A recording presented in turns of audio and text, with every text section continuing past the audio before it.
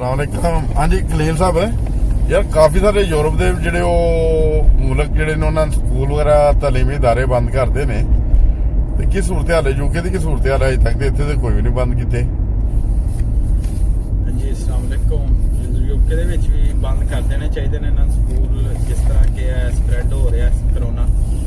ਤੇ ਕੱਲ ਹੀ ਮੈਂ ਕਿਤੇ ਇੱਕ ਜਗ੍ਹਾ ਪੜ੍ਹ ਰਿਹਾ ਸੀ ਕਿ ਹਲੇ ਤੇ ਬਿਲਕੁਲ ਇਬਤਦਾ ਹੈ ਤੇ ਆਉਣ ਵਾਲੇ 3-4 ਹਫ਼ਤੇ ਦੇ ਵਿੱਚ ਬਹੁਤ ਜ਼ਿਆਦਾ ਫੈਲੇਗਾ ਔਰ 14 ਵੀਕ ਦੇ ਅੰਦਰ ਅੰਦਰ ਆਪਣੀ ਪੀਕ ਤੇ ਪਹੁੰਚ ਜਾਏਗਾ। ਅੱਛਾ। ਤੇ ਜ਼ਾਹਿਰੀ ਗੱਲ ਹੈ ਸਕੂਲ ਇੱਕ ਐਸਾ ਮੀਡੀਅਮ ਹੈ ਕਿ ਜਿੱਥੇ ਬੱਚੇ ਮੁxtਲਿਫ ਘਰਾਂ ਦੇ ਵਿੱਚੋਂ ਆਉਂਦੇ ਨੇ ਤੇ ਉਹਨਾਂ ਨੂੰ ਇਹ ਜਿਹੜਾ ਕਰੋਨਾ ਹੈ ਇਹ ਫੈਲਣ ਦਾ ਬਹੁਤ ਜ਼ਿਆਦਾ ਚਾਂਸ ਹੈ। ਉੱਥੋਂ ਬੱਚੇ ਘਰ ਵਾਇਰਸ ਲੈ ਕੇ ਆ ਸਕਦੇ ਨੇ, ਇਨਫੈਕਟਡ ਹੋ ਸਕਦੇ ਨੇ। ਬੱਚੇ ਵੀ ਅੱਜ ਕੱਲ੍ਹ ਡਰੇ ਨੇ। ਉਹ ਮੇਰੇ ਬੱਚੇ ਨੇ ਨਾ, ਉਹ ਤੇ ਡਰਦੇ ਵੀ ਨੇ ਸਕੂਲ ਜਾਣ ਤੋਂ ਵੀ। ਉਹ ਬਲਕਿ ਉਹ 6-7 ਸਾਲ ਦਾ, ਤੇ ਉਹ ਕਹਿੰਦਾ ਕਿ ਯਾਰ ਦੂਸਰੇ ਮੇਰੇ ਇਟਲੀ ਵੀ ਟੋਟਲ ਬੰਦ ਹੋ ਗਿਆ। ਉੱਥੇ ਦੋਸਤ ਨੇ ਮੇਰੇ। ਉਹਦੇ ਬਾਅਦ ਹੋਰ ਕਿਹੜੇ ਕਿਹੜੇ ਮੁਲਕ ਬੰਦ ਹੋਏ ਨਿਕਲੇ? ਬਹੁਤ ਜ਼ਿਆਦਾ ਮੁਲਕ ਜਿਹੜੇ ਨੇ ਉਹਨਾਂ ਨੂੰ ਇਸ ਬਾਰੇ ਦੇ ਵਿੱਚ ਜਿਹੜਾ ਉਹ ਕੋਸ਼ਿਸ਼ ਕਰ ਰਹੇ ਨੇ ਕਿ ਨਾ ਸਪਰੈਡ ਹੋਏ। ਉਹਦੇ ਲਈ ਉਹਨਾਂ ਨੇ ਪਾਕਿਸਤਾਨ ਦੇਖੋ ਜੀ, ਜ਼ੇਰੇ ਫਹਿਰਿਸਤ ਤੇ ਪਾਕਿਸਤਾਨ ਨੇ ਆਪਣੇ ਸਕੂਲ ਵਗੈਰਾ ਬੰਦ ਕਰਤੇ। ਗੈਦਰਿੰਗ ਉਹਨਾਂ ਨੇ ਬੰਦ ਕਰਤੀ। ਉੱਥੇ ਸੁਣਿਆ ਜਿਹੜੇ ਫੰਕਸ਼ਨ ਹੋ ਰਹੇ ਸੀ ਜਿਹਦੇ ਵਿੱਚ ਗੈਦਰਿੰਗ ਦਾ ਜ਼ਿਆਦਾ ਸ਼ਾਦੀ ਵਿਆਹ ਦੇ ਫੰਕਸ਼ਨ ਉਹ ਸਾਰੇ ਕੈਂਸਲ ਕਰ ਦਿੱਤੇ ਗਏ। ਅੱਛਾ। ਉਸ ਤੋਂ ਇਲਾਵਾ ਜਿਹੜਾ ਹੋਰ ਵੀ ਕਈ ਮੁਲਕ ਨੇ, ਜਰਮਨੀ ਅਗਲੇ ਮੁਲਕ ਨੇ ਜਿਹੜਾ ਬੰਦ ਕਰਤਾ ਹੈ। ਯੂਕੇ ਨੂੰ ਵੀ ਚਾਹੀਦਾ ਸੀ ਕਿ ਇਹਦੇ ਉੱਤੇ ਜਿਹੜਾ ਨਾ ਅਮਲ ਕਰਦੇ, ਮਗਰ ਉਹਨਾਂ ਨੇ ਪਤਾ ਨਹੀਂ ਕੀ ਵਜ੍ਹਾ ਹੈ ਕਿ ਉਹਨਾਂ ਦੀ ਕੋਈ ਆਪਣੀ ਪਾਲਿਸੀ ਹੈ, ਹਾਲੇ ਤੱਕ ਉਹਨਾਂ ਨੇ ਅਮਲ ਨਹੀਂ ਕੀਤਾ। ਬੈਲਜੀਅਮ ਵੀ ਟੋਟਲ ਸ਼ਟ ਡਾਊਨ ਹੈਗਾ ਜੀ। ਹਾਂ ਬੈਲਜੀਅਮ ਵੀ ਟੋਟਲ ਸ਼ਟ ਡਾਊਨ, ਮਗਰ ਆਇਰਲੈਂਡ ਵੀ ਟੋਟਲ ਸ਼ਟ ਡਾਊਨ ਹੈਗਾ ਕਿਉਂਕਿ ਇੱਥੇ ਪਿਛਲੇ ਦਿਨਾਂ 'ਚ ਜਿਹੜਾ ਮੈਂ ਦੇਖ ਰਿਹਾ ਸੀ, ਇੱਕ ਨਿਊਜ਼ ਪੜ੍ਹ ਰਿਹਾ ਸੀ ਕਿ ਕਹਿੰਦੇ ਨੇ ਕਿ ਹਾਲੇ ਤੱਕ 35 ਲੋਕ ਜਿਹੜੇ ਨੇ ਮੌਤ ਦਾ ਸ਼ਿਕਾਰ ਹੋ ਗਏ ਨੇ। ਕਿਹੜੀ ਜਗ੍ਹਾ ਤੇ? ਯੂਕੇ ਦੇ ਵਿੱਚ। ਇੱਥੇ ਤਕਰੀਬਨ 3500 ਉਹਨਾਂ ਨੇ ਟੈਸਟ ਕੀਤੇ ਨੇ। 3500 ਦੇ ਵਿੱਚੋਂ ਤਕਰੀਬਨ 1300-1400 ਜਿਹੜੇ ਨੇ ਉਹ ਪੋਜ਼ਿਟਿਵ ਹੈਗੇ ਨੇ। ਅੱਛਾ। ਗੱਲ ਇੱਕ ਇਹ ਜ਼ੇਨ ਨਸ਼ੀਨ ਰੱਖਣੀ ਚਾਹੀਦੀ ਬੰਦੇ ਨੂੰ ਕਿ ਗੱਲ ਹੈ ਕਿ ਠੀਕ ਹੈ, ਇੱਕ ਵਬਾਈ ਬਿਮਾਰੀ ਹੈ ਆਈ ਹੈ, ਅੱਲਾਹ ਤਾਲਾ ਦਾ ਉੱਤੇ ਜਿਹੜਾ ਨਾ ਇਨਸਾਨ ਨੂੰ ਮੁਕੰਮਲ ਭਰੋਸਾ ਹੋਣਾ ਚਾਹੀਦਾ, ਤਵੱਕਲ ਹੋਣਾ ਚਾਹੀਦਾ। ਬਾਕੀ ਜਿੱਥੇ ਤੱਕ ਗੱਲ ਹੈ ਕਿ ਇਹਨੂੰ ਹਰ ਇੱਕ ਨੂੰ ਤੇ ਜ਼ਾਹਿਰੀ ਗੱਲ ਹੈ ਉਸ ਤਰ੍ਹਾਂ ਨਹੀਂ ਇਫੈਕਟ ਕਰ ਸਕਦੀ ਹੈ। ਜਿਹੜੇ ਬਿਮਾਰ ਨੇ ਉਹਨਾਂ ਲਈ ਜ਼ਿਆਦਾ ਖਤਰਨਾਕ ਚੀਜ਼ ਹੈ। ਅਗਰ ਤੁਸੀਂ ਇਹ ਦੇਖੋ ਕਿ ਜਿਸ ਤਰ੍ਹਾਂ ਪਾਕਿਸਤਾਨ ਇੱਕ ਮੁਲਕ ਹੈ, ਪਾਕਿਸਤਾਨ ਕੋਲ ਅਗਰ 1 ਲੱਖ ਫੌਜ ਹੈ ਤੇ ਕੋਈ ਦੁਸ਼ਮਣ ਮੁਲਕ ਉੱਤੇ ਹਮਲਾ ਕਰ ਦਿੰਦਾ ਤੇ ਉਹਦੇ ਤੇ ਹਮਲਾ ਕਰ ਦਿੱਤਾ, ਉਹਦੇ ਤੇ ਪਾਕਿਸਤਾਨ ਦੀ ਜਿਹੜੀ ਕੰਪਲੀਟ ਜਿਹੜੀ ਫੋਰਸ ਹੈ ਉਹ ਚੋਂ 75% ਉੱਥੇ ਲਾ ਦਿੰਦੀ ਉਹਨਾਂ ਦਾ ਮੁਕਾਬਲਾ ਕਰਨ ਲਈ। ਤੇ ਦੂਸਰੇ ਪਾਸੋਂ ਅਗਰ ਕੋਈ ਦੂਸਰਾ ਮੁਲਕ ਹਮਲਾ ਕਰ ਦੇ ਤੇ ਉਹ ਜਿਹੜੀ ਬਾਕੀ 25% ਬਚੀ ਹੈ ਉਹਨਾਂ ਕੋਲੋਂ ਫੌਜ, ਉਹ ਉਹਦਾ ਮੁਕਾਬਲਾ ਤੇ ਨਹੀਂ ਕਰ ਸਕਦੀ। ਇਹੀ ਗੱਲ ਹੈ ਕਿ ਇਨਸਾਨੀ ਜਿਹੜਾ ਇਮਿਊਨ ਸਿਸਟਮ ਹੈ, ਜ਼ਿਆਦਾਤਰ ਡੈਥ ਉਹਦੀ ਵਜ੍ਹਾ ਤੋਂ ਹੁੰਦੀ ਕਿਉਂਕਿ ਇਮਿਊਨ ਸਿਸਟਮ ਜਿਹੜਾ ਹੈ ਨਾ ਉਹ ਜੇ ਤੇ ਕੋਈ ਅੱਗੇ ਬਿਮਾਰ ਹੈ ਉਹਨੂੰ ਪ੍ਰੋਟੈਕਟ ਕਰਨ ਦੇ ਚੱਕਰ ਦੇ ਵਿੱਚ ਲੱਗਾ ਹੋਇਆ, ਉਤੋਂ ਉਹਨੂੰ ਮਜ਼ੀਦ ਇੱਕ ਹਮਲਾ ਹੋ ਜਾਏ ਬਿਮਾਰੀ ਦਾ ਤੇ ਫਿਰ ਉਹ ਜਿਹੜਾ ਉਹਨੂੰ ਕੰਟਰੋਲ ਕਰਨਾ ਬਹੁਤ ਮੁਸ਼ਕਿਲ ਹੈ। ਬਾਕੀ ਕਹਿ ਰਹੇ ਨੇ ਕਿ ਬਹੁਤ ਘੱਟ ਰੇਸ਼ੋ ਵੇ ਅਕਸਰ ਉਹ ਲੋਕ ਜਿਹੜੇ ਬਹੁਤ ਬਿਮਾਰ ਨੇ ਜਾਂ ਜਿਹੜੇ ਬਹੁਤ ਬੁੱਢੇ ਨੇ ਜਿਨ੍ਹਾਂ ਦਾ ਇਮਿਊਨ ਸਿਸਟਮ ਜਿਹੜਾ ਕਮਜ਼ੋਰ ਹੈ, ਜਿਹੜਾ ਉਹ ਇੰਨਾ ਨਹੀਂ ਹੈ ਕਿ ਉਹ ਬਰਦਾਸ਼ਤ ਕਰ ਸਕਣ ਇੱਕ ਮਜ਼ੀਦ ਬਿਮਾਰੀ ਦਾ ਝਟਕਾ, ਉਹ ਉਹਨਾਂ ਨੂੰ ਜ਼ਿਆਦਾ ਖਤਰਾ ਹੈ। ਬਾਕੀ ਇੱਕ ਖੌਫ ਹਰਾਸ ਬਹੁਤ ਜ਼ਿਆਦਾ ਹੈ। ਅੱਲਾਹ ਤਾਲਾ ਸਾਨੂੰ ਮਹਿਫੂਜ਼ ਰੱਖੇ ਹਰ ਇੱਕ ਨੂੰ। ਤੇ ਕਲੀਮ ਸਾਹਿਬ, ਖੌਫ ਦੇ ਨਾਲ ਦੇ ਇਨਸਾਨ ਉਹਦੀ ਡੈਥ ਹੋ ਸਕਦੀ ਹੈ।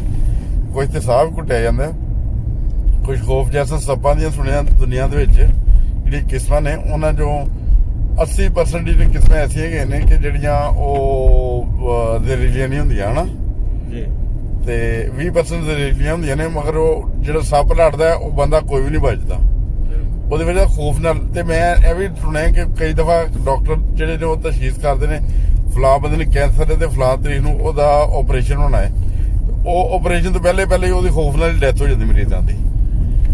ਬਿਲਕੁਲ ਗੱਲ ਠੀਕ ਹੈ। ਅੱਛਾ, ਮੈਂ ਇੱਕ ਗੱਲ ਕਰਨ ਦੇ ਨਾਲ ਮੇਰੇ ਜ਼ਿਹਨ 'ਚ ਇੱਕ ਗੱਲ ਆ ਗਈ। ਇੱਕ ਦਫਾ ਆਰਟੀਕਲ ਪੜ੍ਹਿਆ ਕਿ ਉਹਨਾਂ ਨੇ ਅਮਰੀਕਾ ਦੇ ਵਿੱਚ ਜਿਹੜਾ ਨਾ ਐਕਸਪੈਰੀਮੈਂਟ ਕੀਤਾ। ਉਹਨਾਂ ਨੇ ਕਿਹਾ ਠੀਕ ਸਜ਼ਾਏ ਮੌਤ ਸੀ ਕਿਸੇ ਨੂੰ ਦੇਣੀ। ਅੱਛਾ। ਤੇ ਸਜ਼ਾਏ ਮੌਤ ਲਈ ਉਹਨਾਂ ਨੇ ਕਿਹਾ ਕਿ ਇਸ ਬੰਦੇ ਦੀਆਂ ਅੱਖਾਂ ਤੇ ਪੱਟੀ ਬੰਨ ਦੋ ਤੇ ਉਹਨਾਂ ਨੇ ਕਿਹਾ ਜੀ ਤੇਰੀ ਮੌਤ ਜਿਹੜੀ ਹੈ ਇੱਕ ਜ਼ਹਿਰੀਲੇ ਸੱਪ ਦੇ ਨਾਲ ਅਸੀਂ ਕਰਾਂਗੇ, ਤੈਨੂੰ ਸੱਪ ਇੱਕ ਜਿਹੜਾ ਆ ਕੇ ਨਾ ਉਹ ਦੱਸੇਗਾ ਤੇ ਤੇਰੀ ਮੌਤ ਹੋ ਜਾਏਗੀ। ਉਹਨਾਂ ਨੇ ਕੀ ਕੀਤਾ, ਉਹਦੀ ਅੱਖਾਂ ਦੇ ਉੱਤੇ ਪੱਟੀ ਬੰਨੀ, ਉਹਦਾ ਐਕਸਪੈਰੀਮੈਂਟ ਦੇ ਦੌਰਾਨ ਉਹਨੂੰ ਕੀ ਕੀਤਾ, ਉਹਨੂੰ 2 ਨੀਡਲਸ ਉਹਦੀਆਂ ਨਾ ਉਹਦੀ ਲੱਤ ਤੇ ਚਬੋਈਆਂ।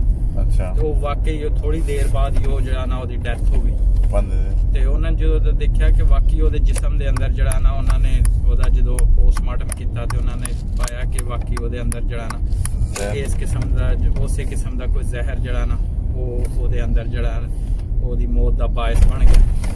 ਗੱਲ ਕਰਨ ਦਾ ਮਕਸਦ ਹੈ ਕਿ ਖੌਫ ਉਹ ਹਰਾਸ ਜਿਹੜਾ ਫੈਲਾਇਆ ਜਾ ਰਿਹਾ ਹੈ ਜਾਂ ਖੌਫ ਦੀ ਇੱਕ ਸੂਰਤ ਹਾਲ ਪੈਦਾ ਹੋਈ ਹੈ, ਉਸ ਖੌਫ ਚੋਂ ਨਿਕਲਣਾ ਚਾਹੀਦਾ, ਕਿਉਂਕਿ ਖੌਫ ਦੀ ਵਜ੍ਹਾ ਤੋਂ ਹੀ ਇਨਸਾਨ ਚੰਗਾ ਭਲਾ ਇਨਸਾਨ ਵੀ ਜਿਹੜਾ ਨਾ ਉਹ ਦਿਲ ਛੱਡ ਜਾਂਦਾ ਹੈ।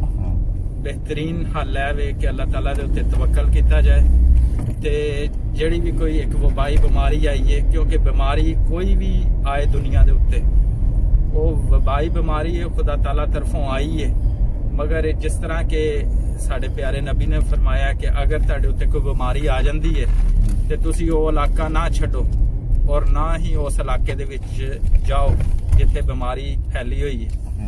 ਬਿਹਤਰੀਨ ਇਹਦਾ ਇਹੀ ਹੈ ਕਿ ਅੱਲਾਹ ਤਾਲਾ ਦੀ ਜ਼ਾਤ ਤੇ ਤਵੱਕਲ ਕੀਤਾ ਜਾਏ, ਕਿਉਂਕਿ ਸ਼ਿਫਾ ਦੇਣ ਵਾਲਾ ਵੀ ਉਹੀ ਹੈ ਤੇ ਮੌਤ ਦੇਣ ਵਾਲਾ ਵੀ ਉਹੀ ਹੈ। ਸਹੀ। ਜੇ ਅਗਰ ਕੋਈ ਇਸਲਾਮ ਦੇ ਉੱਤੇ ਯਕੀਨ ਰੱਖਦਾ ਹੈ, ਈਮਾਨ ਰੱਖਦਾ ਹੈ ਤੇ ਅੱਲਾਹ ਤਾਲਾ ਨੇ ਹਰ ਇਨਸਾਨ ਦੀ ਜਿਹੜੀ ਮੌਤ ਹੈ ਉਹ ਡਿਫਾਈਨ ਕਰ ਦਿੱਤੀ, ਉਹ ਕਿਹੜੇ ਸੈਕਿੰਡ 'ਚ ਆਣੀ, ਕਿੱਥੇ ਆਣੀ, ਕਿਹੜੇ ਮੌਕੇ ਤੇ ਆਣੀ, ਕਿੰਨੀ ਉਮਰ ਹੋਣੀ ਉਹਦੀ।